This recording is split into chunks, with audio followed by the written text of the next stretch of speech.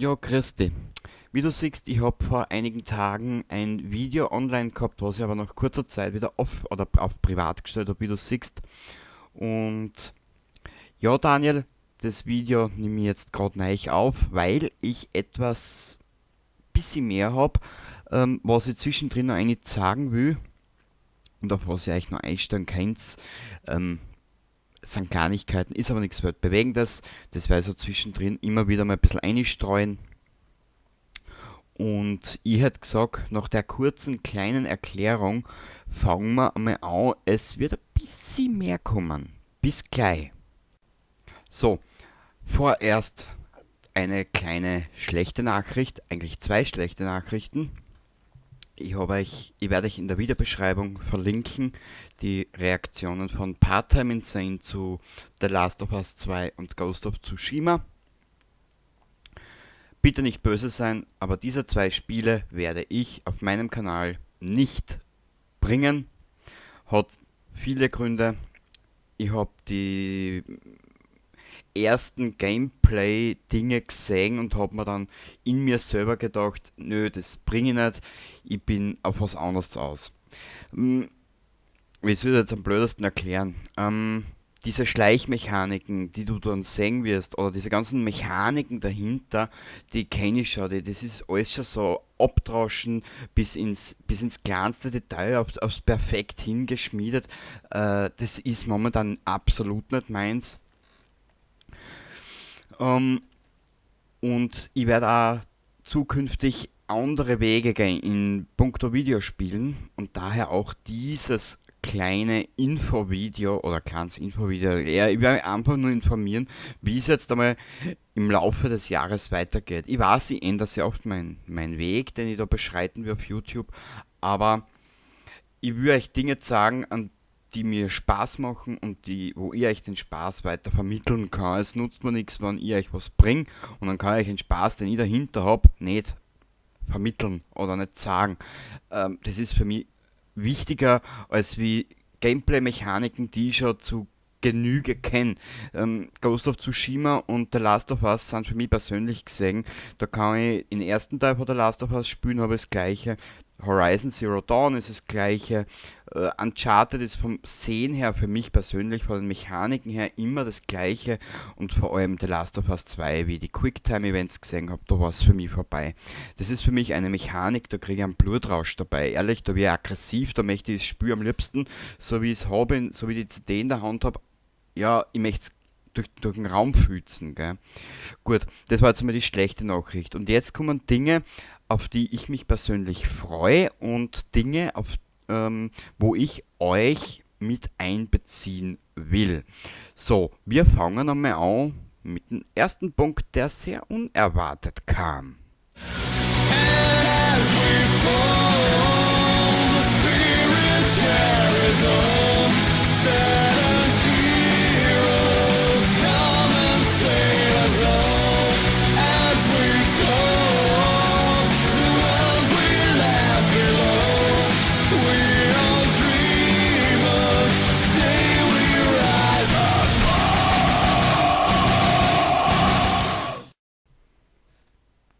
Serious Sam 4.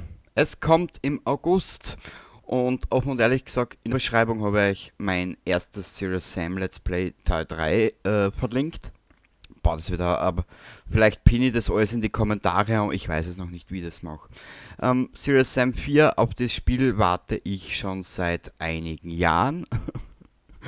Und es ist wieder die verrückte Alien-Ballerorgie. Ich habe Serious Sam in ersten Kontakt oder den ersten Kontakt habe ich noch aufgenommen. Das ist mir aber dann mit der Zeit ein bisschen zu langweilig geworden. Also ich weiß nicht warum, aber vielleicht bin ich nicht mehr, vielleicht habe ich das Alter nicht mehr für die Mechaniken dahinter, das ewige Dauergeballer, aber ich werde den ersten Kontakt oder den First Encounter und den Second Encounter sicher noch bringen. Nur wann weiß ich nicht. Jetzt machen wir mal Serious Sam 4 im August und ich bin offen und ehrlich gesagt sehr, sehr neugierig, was die Entwickler da bringen oder was sie da gemacht haben draus.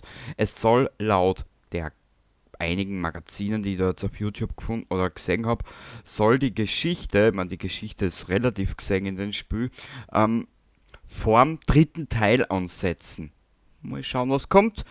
Und wir kommen jetzt da zum nächsten Punkt. Bis gleich.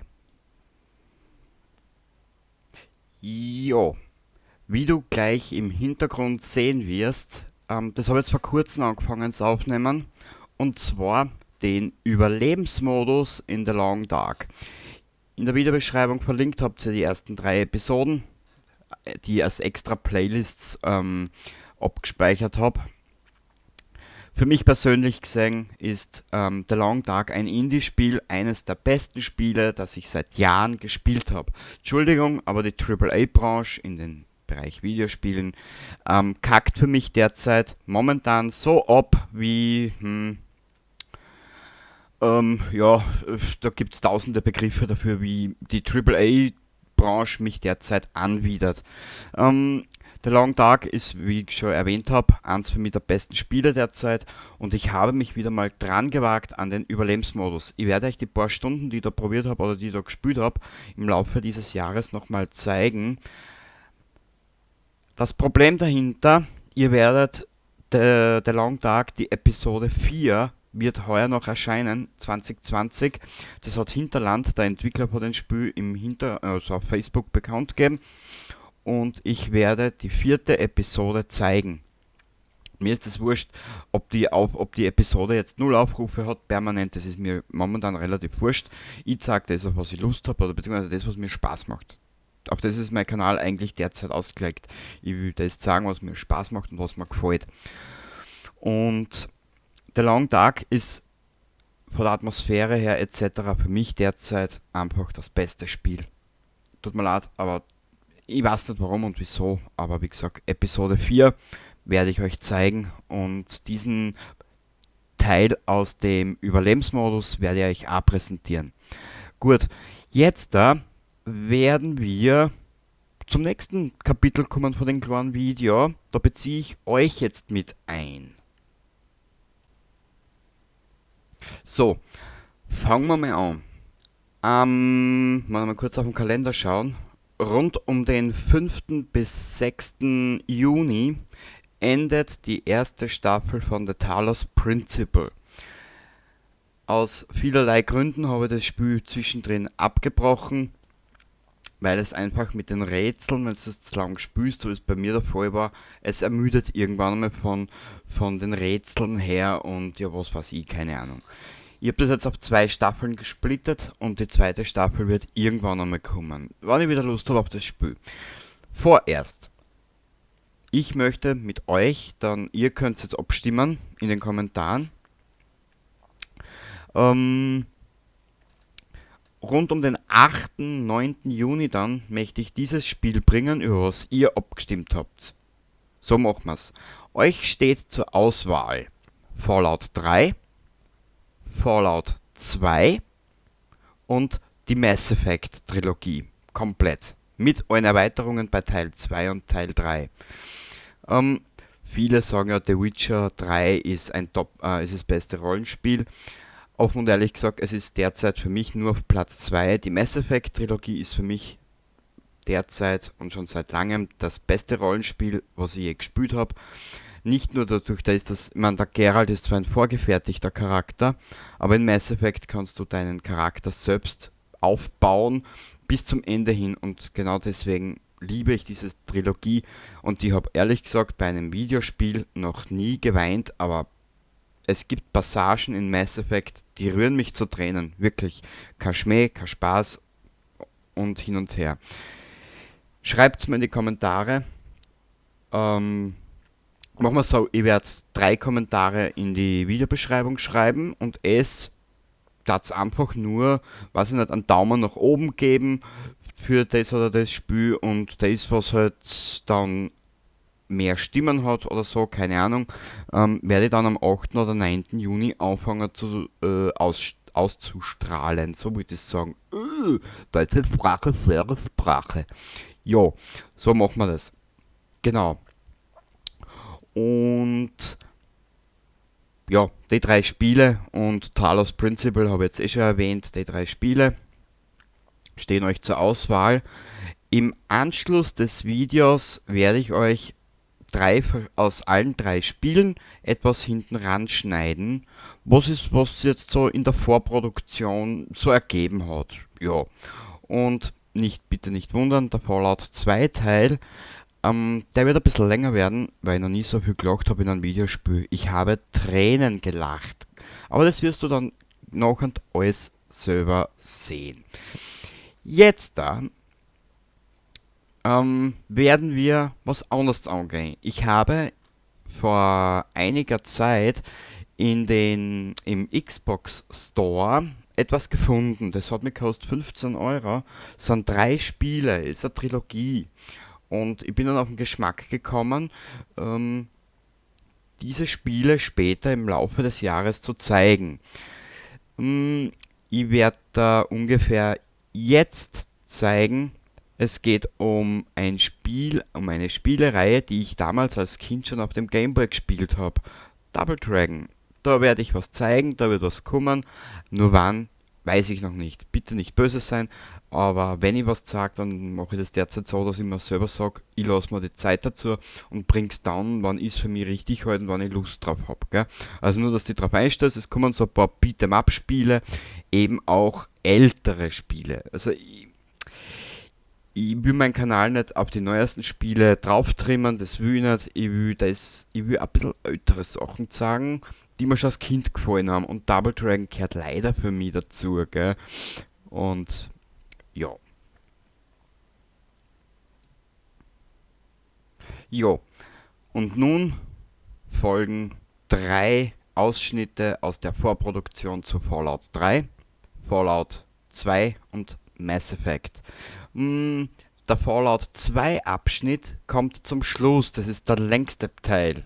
Die ersten zwei, also Fallout 3 und Mass Effect, das dauert nicht so lang, das haben wir gleich über den Jordan geschickt, das ist gleich vorbei. Aber wie gesagt, Fallout 2, der Part ist ein bisschen länger. Und wie ich schon erwähnt habe, ich habe Tränen gelacht. Ich habe wirklich Tränen gelacht. Das wirst du dann noch und eh gleich sehen. Gut, jetzt kriegst du Impressionen zu diesen Spielen, die ich euch angeboten habe, über die ihr abstimmen könnt. Und somit wünsche ich euch viel Spaß mit diesen drei Impressionen aus diesen Spielen. In der Videobeschreibung sind sämtliche Informationen zu allen Dingen, die heute noch so kommen werden und sind und tun und da. Und wir sehen uns in einem weiteren Video wieder. Wenn du Lust und Laune hast, ich hoffe, du kannst ein bisschen was anfangen mit dem Material, was ich da jetzt biete in den nächsten Wochen, Monaten. Und würde mich freuen, wenn du dabei bist.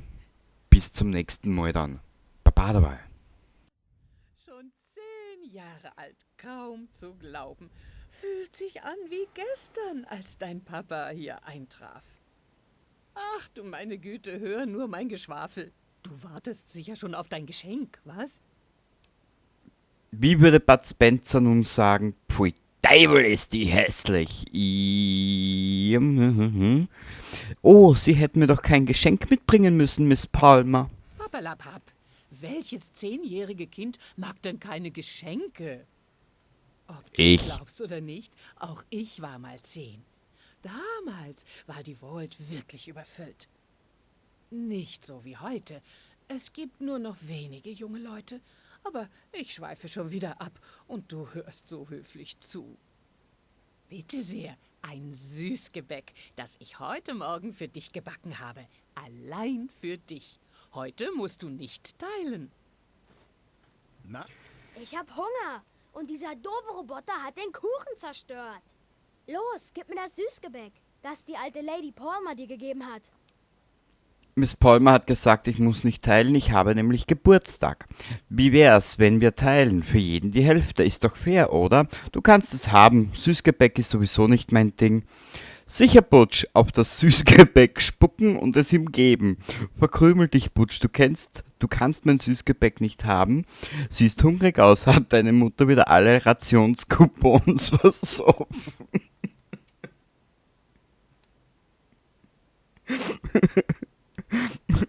Weißt du was, wir spucken auf Süßgebäck. Ich hab keine Lust Lust auf deinen Quatsch. Das wird dir noch leid tun. Mal sehen, wie hart du bist, wenn keine Erwachsenen mehr da sind. Ah, macht Komm Spaß. schon, Rolli. Du hast doch immer tolle Ideen. Papa, ich Sie hat die, die alte Lady Palmer hat ja erzählt, sie war auch einmal 10, ne? oder ich. Das muss sicher beim permischen Massenaussterben gewesen sein. Schön, Sie bei uns im Team zu haben, Liara. Danke, Commander. Ich bin sehr dankbar, dass... Oh, mir ist gerade etwas schwindlig. Wann haben Sie zum letzten Mal gegessen? Oder geschlafen? Dr. Chuck, was wird Sie besser untersuchen?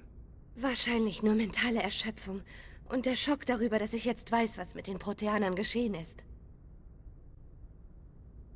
Aber es kann nicht schaden, wenn ich mich von einem echten Arzt untersuchen lasse. Dann kann ich die ganze Sache auch noch einmal überdenken. Sind wir fertig, Commander? Wir sprechen wieder, wenn Sie die Ärztin gesehen haben. Alle anderen wegtreten. Die Missionsberichte sind fertig, Commander. Soll ich sie zum Rat durchstellen? Stellen Sie die Verbindung her, Joker. Ich baue den Link jetzt auf, Commander. Wir haben Ihren Bericht erhalten, Commander. Ich habe zur Kenntnis genommen, dass Dr. Zoni bei Ihnen an Bord ist. Ich darf doch davon ausgehen, dass Sie entsprechende Sicherheitsmaßnahmen getroffen haben. Liara ist auf unserer Seite. Die Geth haben versucht, sie zu töten. Benesia würde es niemals zulassen, dass Saren ihre Tochter tötet. Vielleicht weiß sie nichts davon. Oder wir haben sie falsch eingeschätzt. Wir hätten auch niemals erwartet, dass sie zur Verräterin würde. Zumindest aber war die Mission ein Erfolg. Abgesehen von der vollständigen Zerstörung einer bedeutenden proteanischen Ruine, war das eigentlich wirklich notwendig, Shepard?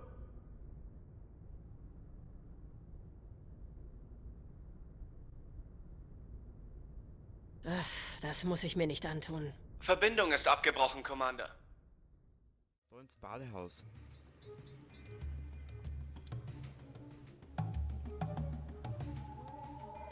So. Ah. Und das ist die gute. Reden wir mal mit ihr. Mein Name ist die dicke Nase Sally Danton. Mir gehört hier dieses Badehaus. Wir haben hier nur Mädchen als Badeaufseherin. Ist das okay für dich? Ich will doch nur ein Bad nehmen. Frauen sind schon in Ordnung. Herrje, eigentlich wollte ich einen männlichen Aufseher. Ich glaube, das ist nicht ganz das, was ich mir vorgestellt habe. Frauen sind schon in Ordnung. Die Spezialbäder sind unterschiedlich teuer, je nachdem wie viel Zeit das Mädchen mit dir verbringt und welche besonderen Dienste du nutzen möchtest. Du meinst, ich kann das mit einem richtigen Mädchen machen? Ich bin dabei. Darauf bin ich echt nicht vorbereitet. Ich gehe wohl besser.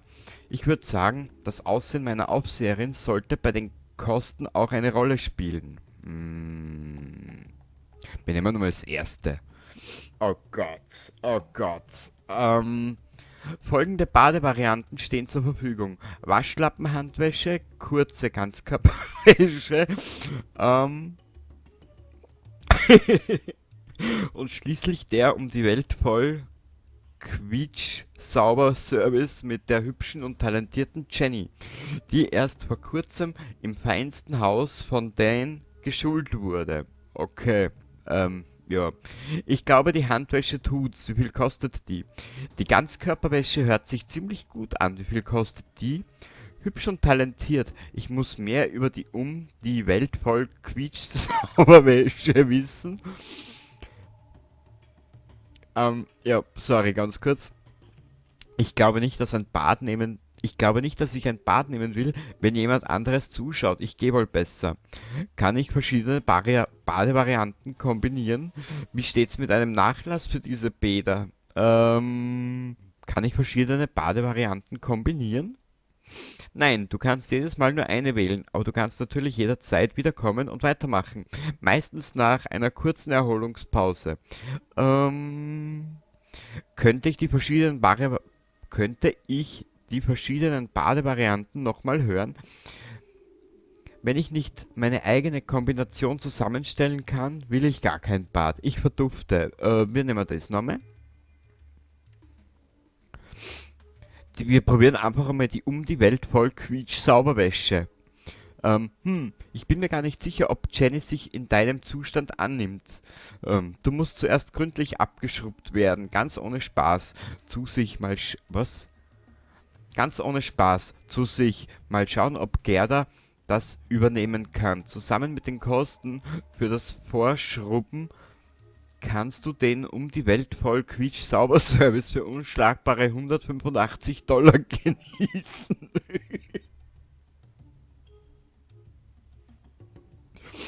Ich krieg Gerda und Jenny, das nenne ich ein Schnäppchen. Hier sind $185. Ist Gerda diese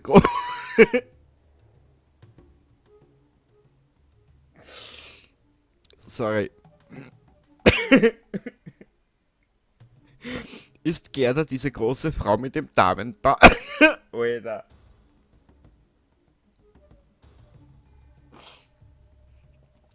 Entschuldigung.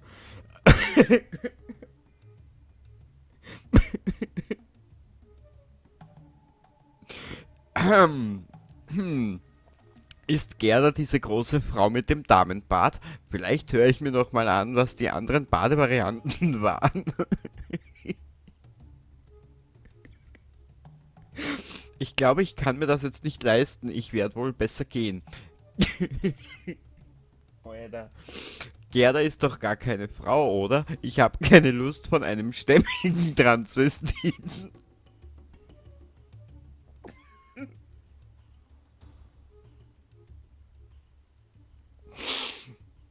Ich liebe so einen Humor. Ich liebe ihn einfach.